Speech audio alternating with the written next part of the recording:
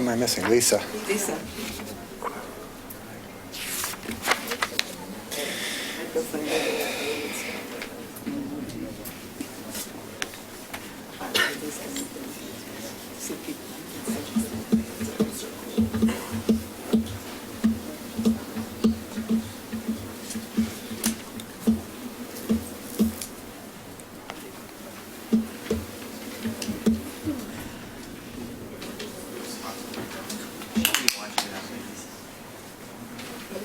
Hey, Martha.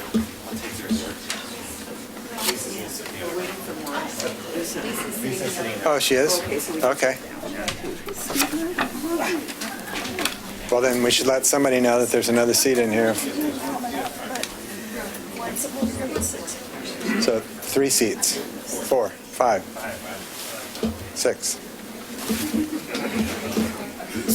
Do I hear 7? It's not an auction.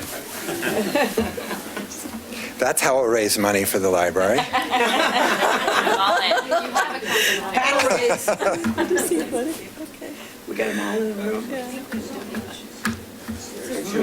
think we have a donate button now. Oh, yeah, cool. There's a single seat up front, 2 over there. There's a single seat right here.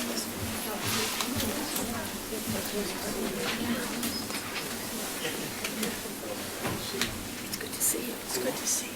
Right over here.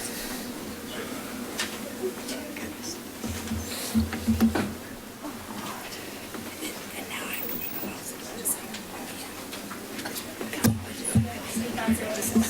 Any more spots open? And one more in the front. One in front. one seat up here. It's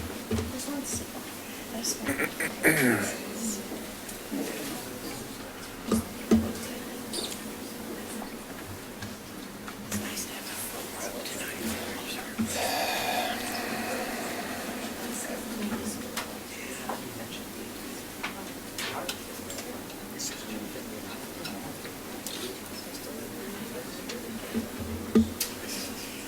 Are we going to fill it? Drawing straws? What are they doing?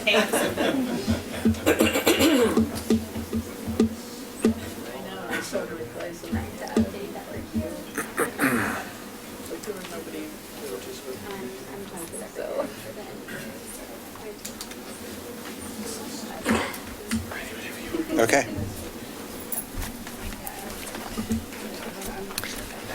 Well, good evening. Thank you all for coming. Much of the success that I'm going to outline tonight is due in great part to our city manager, Ann Ober. Her enthusiasm, leadership, and humor have this city functioning at an unprecedented level. I personally want to thank Ann for her friendship and her commitment to our city.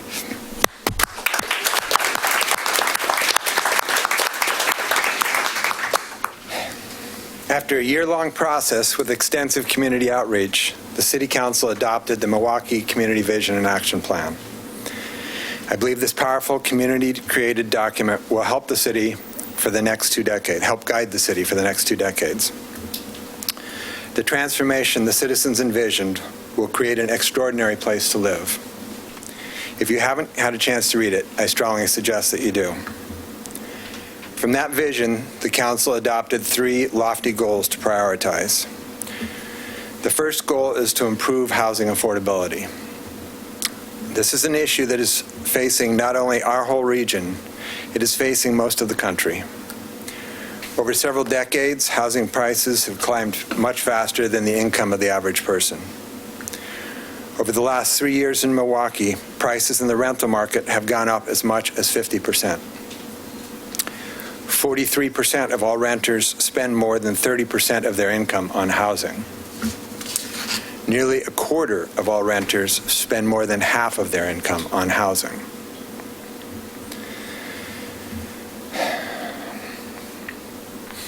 Roughly 400 kids in the North Clackamas School District are homeless.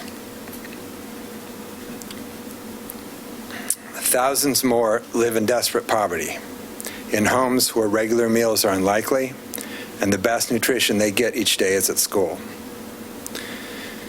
Let me tell you about a phone call I got a few years ago. About 6 months after we passed our 90-day no-cause eviction rule, this sweet little old lady made her last-ditch effort to find a place she and her disabled husband could afford. She called her mayor.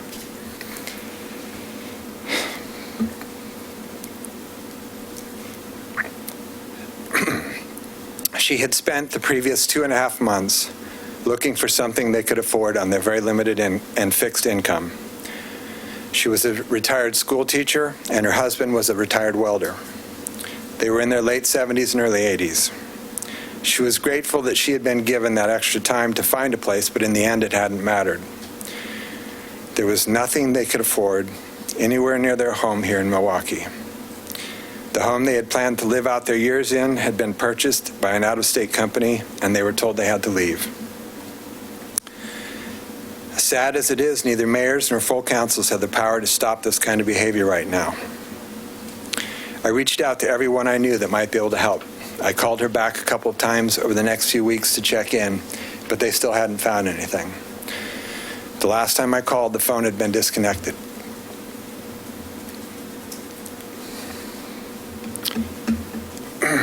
She didn't have an email address, and to this day, I don't know what happened to them.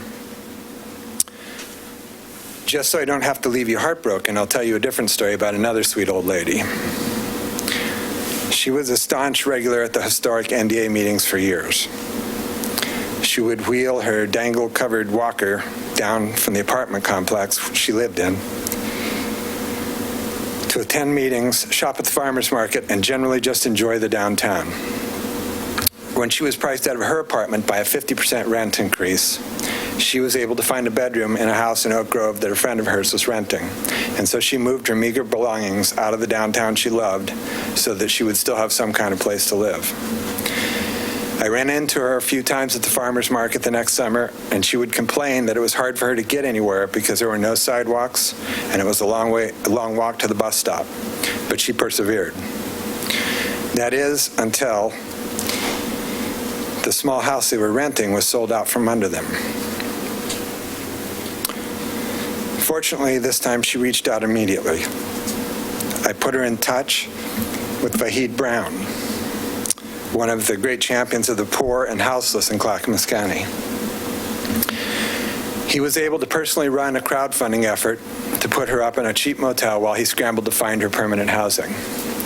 In the end, just as the funds for the motel were running out, Vahid helped her qualify for an assisted living facility in Oregon City. I hope I get to see her this summer at the market so that I can find out if she's happy with the solution. The story with the happy ending is the uncommon one. The story with the first story is far more common. 2 years ago, our council declared a housing state of emergency. We passed that 90-day no-cause eviction rule, but real long-term solutions will not be that easy. Over the last year, we've been researching solutions, advocating for change in state law, reaching out to potential partners, and seeking funding. Our Community Development Director, Alma Flores, has been working overtime and formed a task force of really smart people to find new solutions. We've signed an IGA with Metro to assess up to 4 sites as to their potential for cottage cluster development, which is one way to increase the availability of affordable homes built by the market. We are very close to an agreement with TriMet on the purchase of one of those parcels. Neil McFarland from TriMet has been vital in this effort.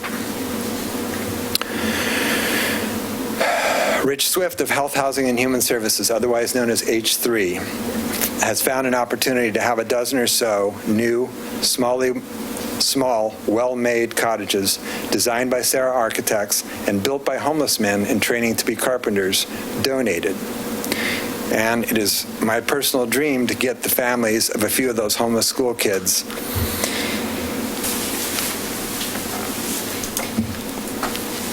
that I mentioned earlier in sweet little cottages within walking distance from light rail and downtown.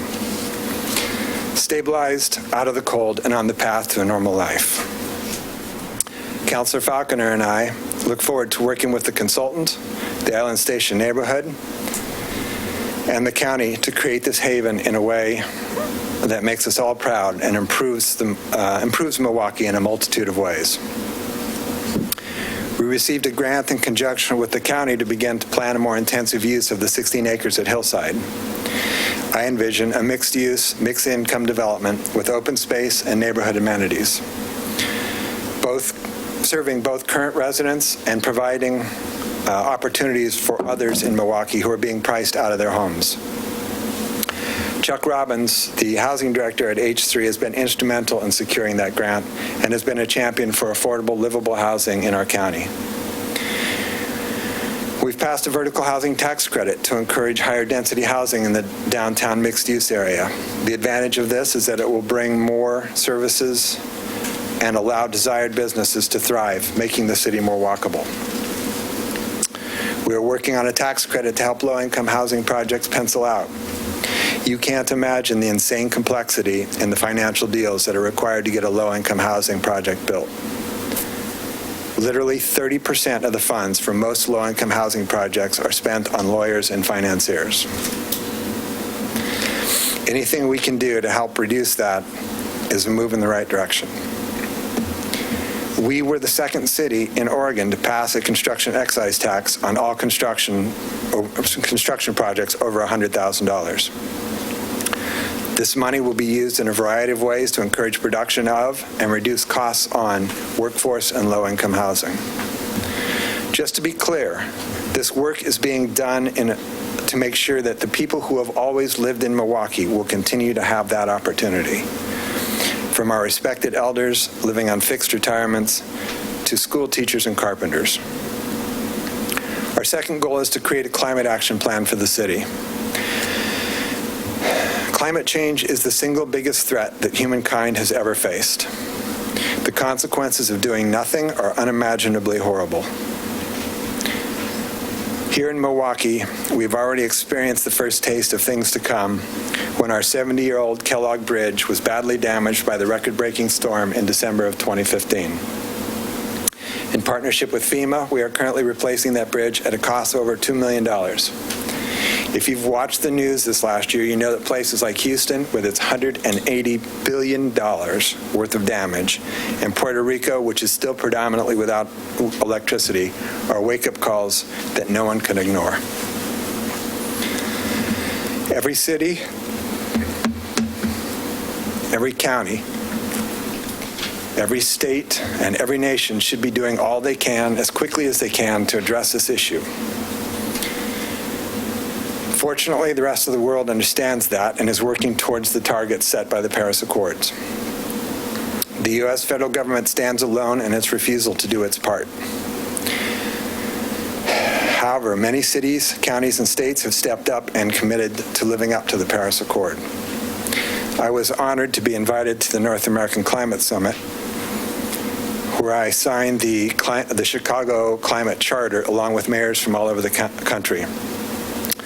This year, the city hired a new public works director, Peter Passarelli. We're lucky that Peter has run a public utility and is passionate about the opportunities we have to impact climate change. We've hired a top consulting firm to help us, and along with Councilor Shane Abma, over a dozen community members and partner agencies, I will be serving on the Climate Action Plan Committee, where we will determine how Milwaukee can best meet this challenge. We should complete this plan by July. But that said, we have already begun work on several fronts to make positive changes in Milwaukee. I'll get into some details a little later. Our third goal is to complete the newly renamed Milwaukee Bay Park, a project we are doing in conjunction with North Clackamas Parks and Recreation District. Thanks to Scott Archer and Catherine Krieger from NCPRD and Kelly Brooks from our staff, we are in the process of updating plans and beginning construction of the $3 million Phase 3 portion of this important regional park. Clearly, $3 million is not something a city with our budget can just appropriate. We will be seeking partners, both public and private, in order to take us across the finish line. We are currently 30% of the way on funding this essential regional park. If anyone doubts that this is a regional asset, you must have missed our Solstice event, where either 10% of the entirety of Milwaukee showed up, or some of the 2,500 people that enjoyed that evening came from around the region.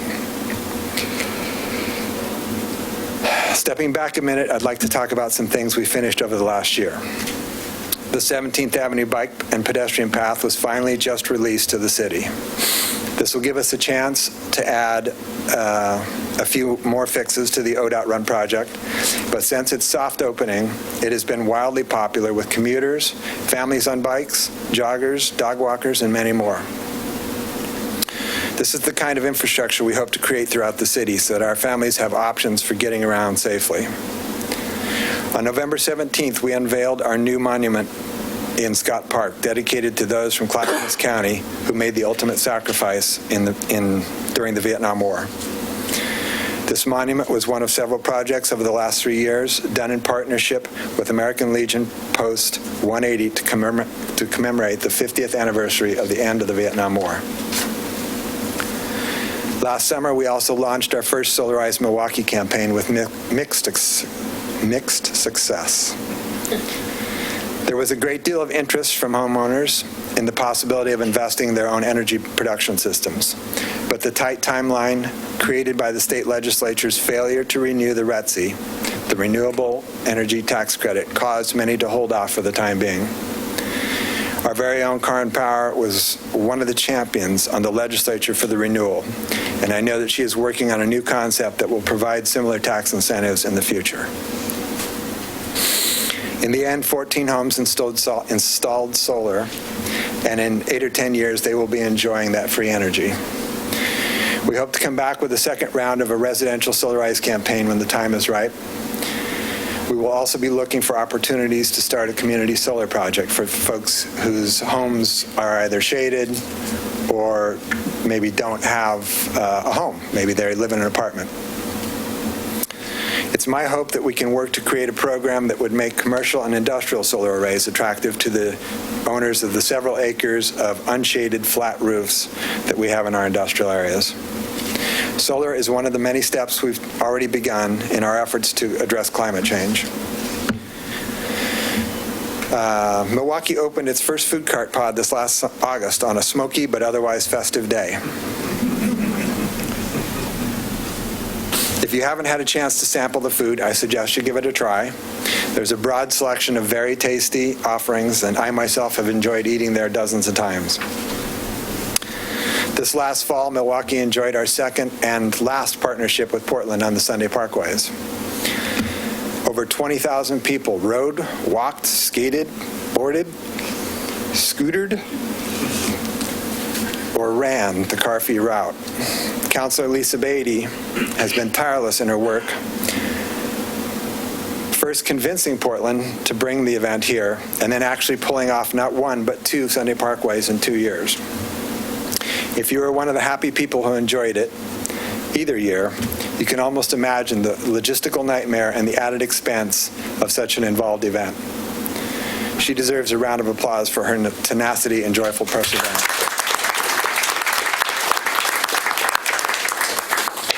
In case you were saddened by the idea that this was the last one, rest assured that Lisa is already hard at work on Milwaukee's own version. Please reach out to her if you'd like to help create the next iteration. A few years ago, sitting over breakfast at Grandma's Corner, I began a conversation with the former Portland Mayor, Charlie Hales, about Elk Rock Island. Charlie quickly came to see that it didn't make a lot of sense for Portland to have a park on the southern end of Milwaukee. And along with a few other border adjustments, he and I came to an agreement to make Elk Rock Island a Milwaukee City Park.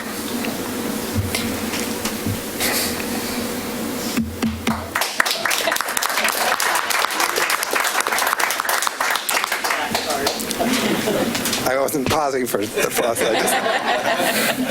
It makes me very happy. So, after a little more than a year of work between our 2 staffs, which occasionally looked like it would derail the transfer, we got an agreement hammered out. Shortly after Charlie left office, we met with the Portland City Council, and they voted unanimously to transfer the park. This adds 13 acres of absolutely stunning and unique natural area to our ever-growing array of parks.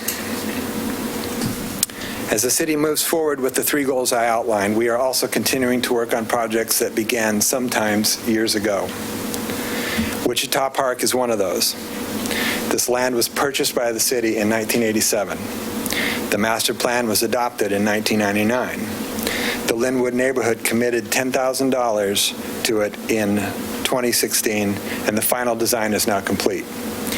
This last year, in conjunction with North Clackamas Parks and Recreation District, we secured a grant for $265,000 from the Oregon Parks and Recreation Department, and the construction of the new park is expected to be completed by the end of this year. This is a relative fast track. Many of the projects we as a city hope to do require more money than our very limited budget will allow, so we are dependent on winning grants from outside entities. The North Milwaukee industrial area has been an area of intense focus for the last few years. Councilor Wilder Parks has led the effort, which involved dozens of stakeholders from industry, business, the neighborhood, the Johnson Creek Watershed Council, the county, ODOT, and other agencies. A framework plan was adopted and has moved into code changes with the Planning Commission. And this evening, Council will hear our first hearing on it.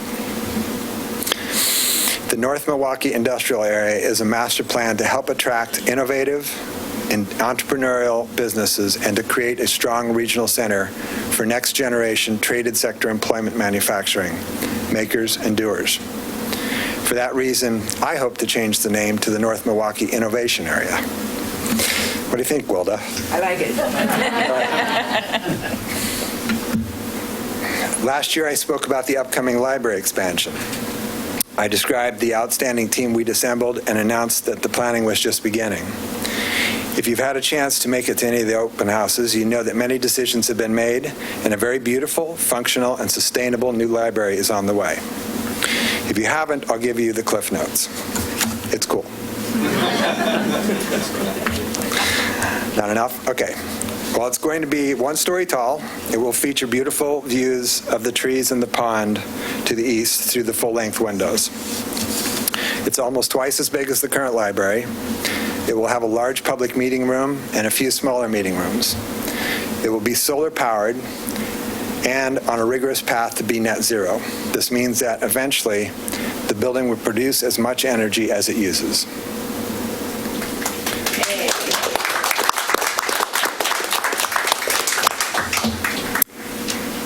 We will be temporarily moving the library during construction, and we hope to be moved back into our spectacular new library by this time in 2020.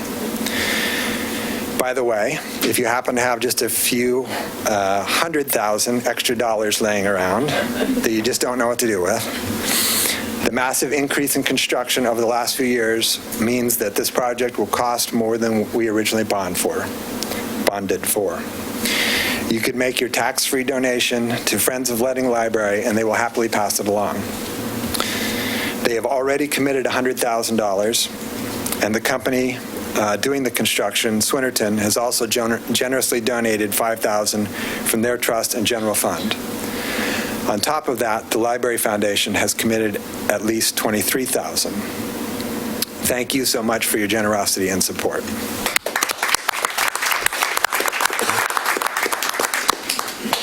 Over this next year, we will complete our housing affordability plan, our climate action plan, and we'll be well underway on replacing our 30-year-old comprehensive plan. All 3 are exceedingly important, and I would encourage you to stay tuned and stay engaged as we have our various open houses, town halls, work sessions, and hearings. Another thing you will want to be paying attention to is the work of our newly seated tree board. Since the cutting of over 200 trees on King Road, they have been furiously working on an amendment to our tree code that would help protect trees from being clear-cut by development.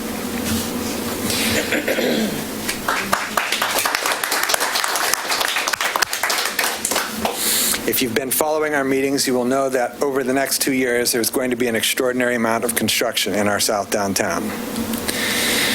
The high school will begin demolition as soon as school is out this year in preparation for the construction to replace the well-loved but crumbling Milwaukee High. If you want to say goodbye and walk through the school one last time, there will be an opportunity on March 3rd from 11 to 2. Around the same time, Northwest Housing Alternatives will begin construction on their campus, giving them modern offices and allowing them to house and serve many more families in need. In the next month or so, the demolition of Bernard's Garage will begin to make way for Guardian's 5-story mixed-use building. Meanwhile, the council is negotiating with Dr. Bellari, who you may have seen earlier in the work session, which we hope will lead to the development of the lot across Main Street from the Guardian project at Main and Washington. This too will be mixed use and should be an exciting and beautiful asset for Milwaukee. We hope that construction will begin in the fall of 2019. But wait, that's not all. Main Street between those two buildings will also be under construction to accomplish several objectives. First is to lower the grade and change the alignment beneath the railroad trestle. The second is to create the long-planned South Downtown Plaza. And the third is to create the permanent home of the beloved Milwaukee Farmers Market. This move was planned as far back as the origination of the market by Mayor Bernard and Company. Thank you for thinking about it. Lastly, the city will finally be turning our lovely bridge to nowhere over Kellogg Lake into a beautiful, safe, and effective way for two neighborhoods to get to downtown and the MAX station. In conjunction with NCPRD, the city won a Connect Oregon grant for $1,185,735, which will pay for more than half the Kronberg Trail. The engineering is underway, and we intend to have construction completed with the trail opened by the end of the year. The remaining funds for the trail will come from our recently established SAFE fee. This fee and the infrastructure it proposes to fund is, in my mind, our proudest achievement of the last few years. The concept was kicked off by then councilors Beatty, Gamba, and Power, but that's when the real work began. Prior to winning election to council, Angel Falconer spearheaded a 2-year-long process as the chair of the hardworking Public Safety Advisory Committee to work with neighborhoods, PTAs, and our outstanding engineering director, Chuck Eaton, to determine where the city was falling short in safe routes to school, federal ADA compliance, and general accessibility for our families who wish to walk, roll, and ride their bikes safely.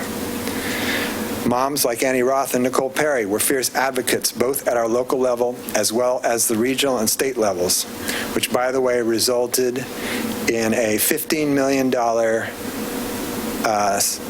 a year set aside in the state transportation program for safe routes to school.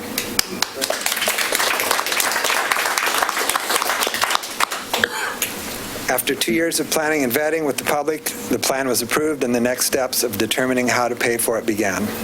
With the help of Vince Alvarez and the rest of the Citizens Utility Advisory Board, the City Council was able to arrive at a fair and reasonable number with a low-income opt-out. This council achieved something that councils for decades had failed to do: fund the building of important sidewalks, crosswalks, trails, bike lanes all over the city. I don't know about you, but growing up in my town, it was considered safe for a child to walk to school as soon as they were old enough to find their way. It should be no less so here. In my mind, that is the mark of a good city. If an 8-year-old or an 80-year-old can get where they are going safely, we've succeeded. When we are done in about 9 years, we will have touched nearly half of the streets in this city. It's my view, and that to me, the SAFE program, that deserves a round of applause. That's been a kind of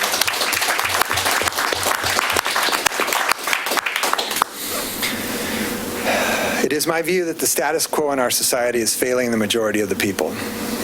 The rich are getting dramatically wealthier and everyone else is getting poorer.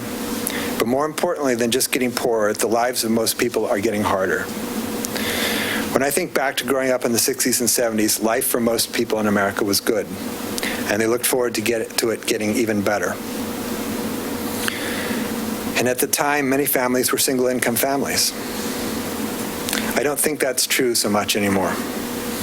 Families make tough decisions between needed medical care and fixing the roof, between living near the school your kids love and being able to afford the rent. Most of these problems are not in the purviews of cities. We We don't get to control the tax structure or wages or even money to schools. We have nothing to do with the obscene debt most college students graduate with. We aren't the ones sold out to big pharma and the medical insurance industry that keeps America being the last industrialized nation on earth without universal health care. That is why it is incumbent on cities to do everything in their power to think outside of the box, to do what's never been done before, to make life as good as possible for every single person that they can. I believe that this city and this council and the staff that pours their hearts out for our city are doing just that. Our vision sets a course for a better place. I pledge to you that I will work as hard as I can to make a Milwaukee that is entirely equitable, delightfully livable, and completely sustainable.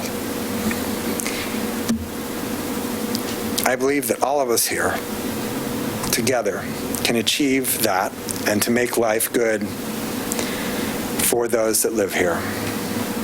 It's amazing what communities can achieve when they draw together.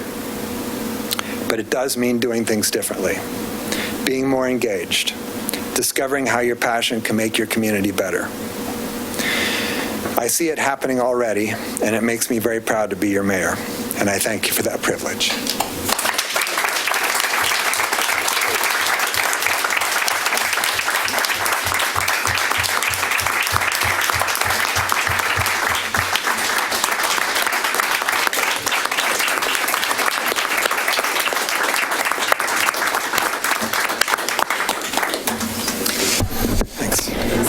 We invite you to come and join the mayor for refreshments in the other room.